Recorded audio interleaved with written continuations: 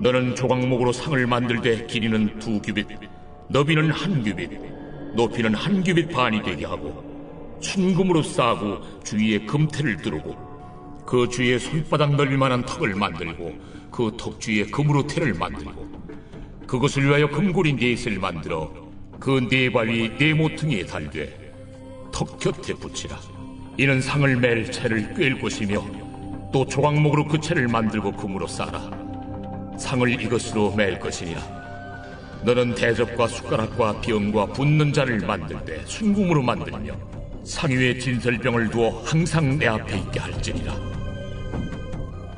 너는 순금으로 등잔대를 쳐 만들되 그 밑판과 줄기와 잔과 꽃받침과 꽃을 한 덩어리로 연결하고 가지 6을 등잔대 곁에서 나오게 하되 다른 3가지는 이쪽으로 나오고 다른 3가지는 저쪽으로 나오게 하며 이쪽 가지에 살구꽃 형상의 잔 셋과 꽃받침과 꽃이 있게 하고 저쪽 가지에도 살구꽃 형상의 잔 셋과 꽃받침과 꽃이 있게 하여 등잔대에서 나온 가지 6을 갖게 할지며 등잔대 줄기에는 살구꽃 형상의 잔 4과 꽃받침과 꽃이 있게 하고 등잔대에서 나온 가지 6을 위하여 꽃받침이 있게 하되 2가지 아래에 한 꽃받침이 있어 줄기와 연결하며 또 2가지 아래에 한 꽃받침이 있어 줄기와 연결하며 또 2가지 아래에 한 꽃받침이 있어 줄기와 연결하게 하고 그 꽃받침과 가지를 줄기와 연결하여 전부를 순금으로 쳐 만들고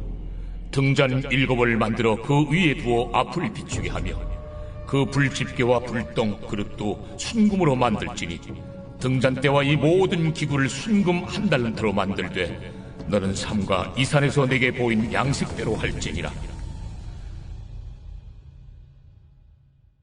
6월 14일 월요일 상과 등 출애굽기 25장 23절에서 40절입니다.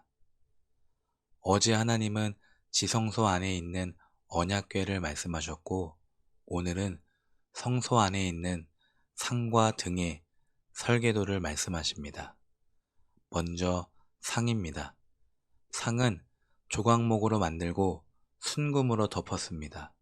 또한 이동하기 편하게 금고리 4개를 붙이고 2개의 막대기를 고리에 걸어 이동시켰습니다. 30절에 상 위에 진설병을 두어 항상 내 앞에 있게 할지니라.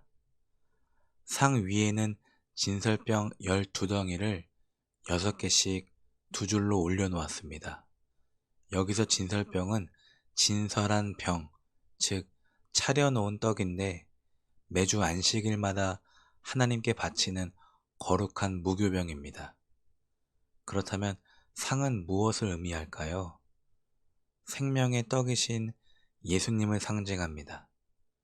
요한복음 6장에 예수께서 이르시되 나는 생명의 떡이니 내게 오는 자는 결코 줄이지 아니할 터이요. 그렇습니다. 오늘 하루도 생명의 떡이신 예수님을 먹으시기 바랍니다.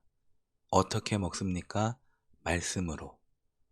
말씀을 묵상하고 말씀을 의지하는 것이 떡을 먹는 것입니다.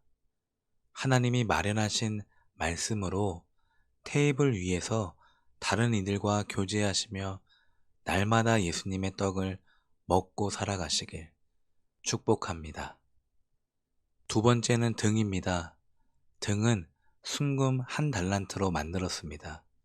등은 총 7개가 있는데 정 가운데 한 줄과 양쪽으로 3줄씩 있습니다.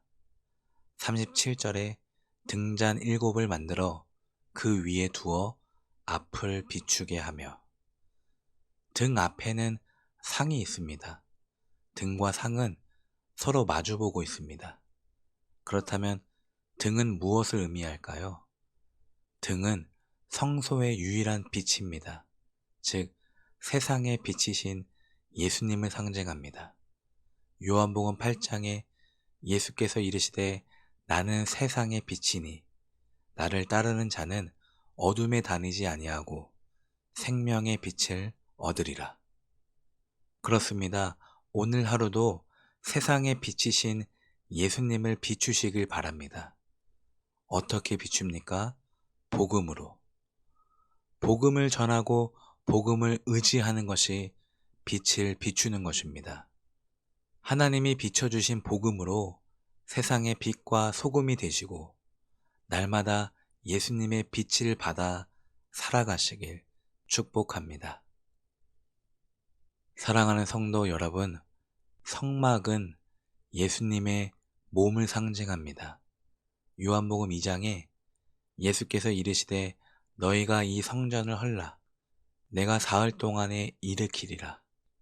유대인들이 이르되 이 성전은 46년 동안 지었거늘 내가 3일 동안 일으키겠느냐 하더라. 그러나 예수는 성전된 자기 육체를 가리켜 말씀하신 것이라. 그렇습니다. 성전과 성막은 예수님을 가리킵니다. 우리가 예수 그리스도를 통하여 하나님을 만나듯이 당시 이스라엘은 성막을 통하여 하나님을 만났습니다. 그래서 성막은 예수 그리스도의 그림자요, 모형입니다.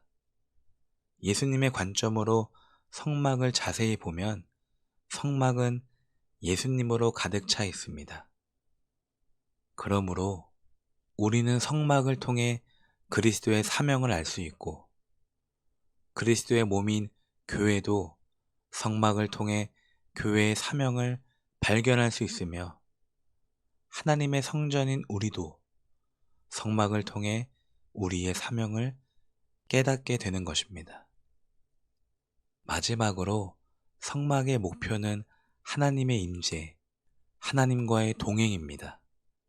그래서 에덴에서 출발한 성막의 의미는 하나님 나라에서 종결됩니다. 왜냐하면 천국에서는 하나님과 직접 대면하기 때문에 성막이 필요 없고 거울이 필요 없고 모세가 필요 없습니다. 그러나 아직 우리가 이 땅에 발을 딛고 있는 한 우리는 성막이 필요합니다. 예수님이 필요해요. 그 의미와 순서가 우리에게 필요해요. 특별히 오늘은 말씀과 복음으로 생명의 떡이신 예수를 먹고 세상에 비치신 예수를 전하면서 오늘 하루도 예수님으로 승리하시길 주님의 이름으로 축복합니다. 기도합니다.